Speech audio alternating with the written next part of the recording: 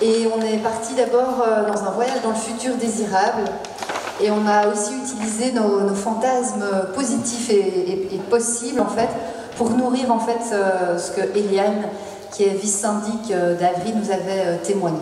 Voilà, je vais vous... Juste dans les acteurs, donc on était 3, puis Eliane, vice-syndic, a pu nous accompagner, et puis nous donner un petit peu 2-3 pistes au départ. Donc on était représentatif soit des étudiants plus ou moins jeunes, un peu plus vieux, et puis dans le thème du développement durable, et puis notamment représentant de l'État comme ingénieur cantonal. Ouais. Donc c'était pluridisciplinaire, et puis on a eu des discussions très nourries et très sympas. C'était une bonne expérience.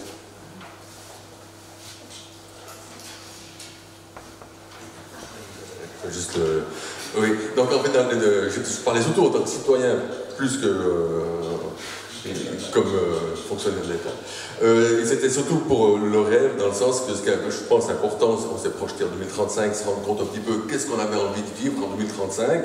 On s'est rendu compte, en tout cas dans le groupe, c'est que nos rêves, c'est pas forcément chaque année faire des vacances en Asie, sur une belle plage, mais c'est que dans notre village, on ait la proximité au niveau d'une épicerie, de la boulangerie, de connaître les gens, de se rencontrer, de faire des fêtes. Et puis, dans ce sens-là, une des actions, c'était justement de ne pas avoir peur dans les villages, de faire des fêtes, des moments même anodins. Fêter les 3 ans de l'ouverture de la déchetterie, et bien on fait une fête pour ça. Et puis on se rencontre, on boit des verres, et puis on se rencontre. Le jour où je donne une perceuse, ben, je vais chez le voisin, je ne vais pas l'acheter à Avry. Et c'est un petit peu dans ce sens-là qu'on a discuté. Je ne sais pas si je m'arrête là. Et puis Jeanne, tu voulais présenter un petit peu ce qui se passait.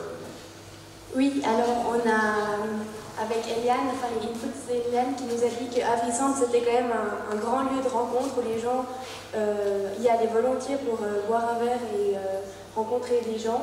Donc, mais on avait quand même envie de changer un peu la disposition de ce lieu, parce qu'on voit ici qu'il y a un énorme parking avec beaucoup d'asphalte, donc très peu de verdure, l'eau ne peut pas pénétrer dans le sol, et puis cette surface se réchauffe, à mon avis, beaucoup en été, donc on voudrait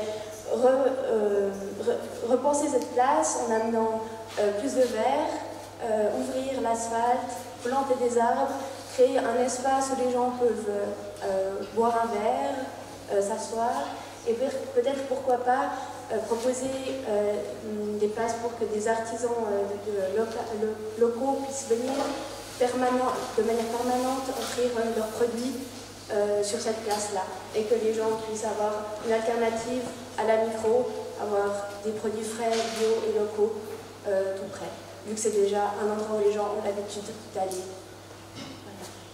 Et pour les acteurs, je vais juste compléter. Et pour les acteurs, par rapport à ça, on s'est dit est-ce que c'est possible, à qui appartient le parking?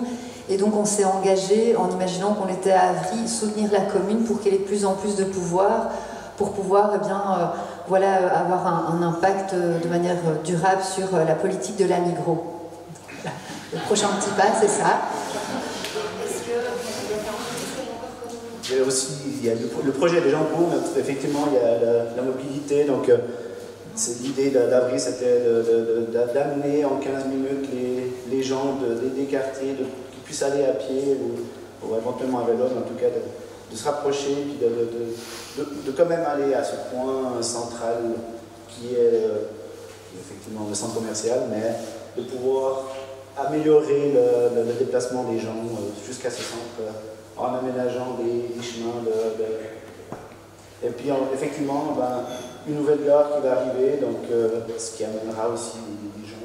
C'est pour ça qu'on a envie de reverdir cette place un petit peu.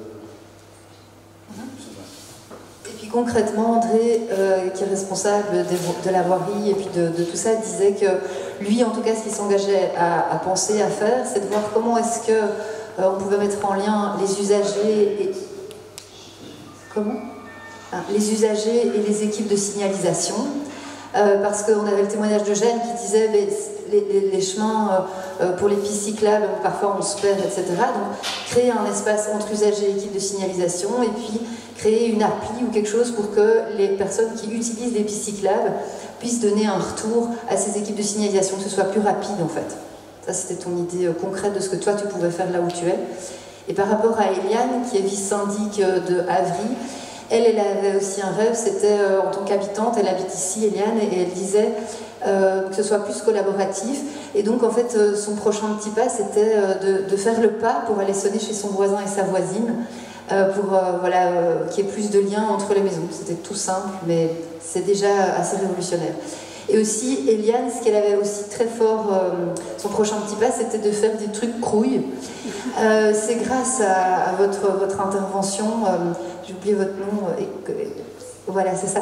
Elle disait, en fait, oui, on va créer cette nouvelle route, mais c'est aussi sympa de faire des choses temporaires, parce qu'en fait, ça fait évoluer les mentalités beaucoup plus rapidement. Et donc, elle avait envie de ramener un peu de crouille dans ses nouveaux projets et d'avoir le courage de le faire.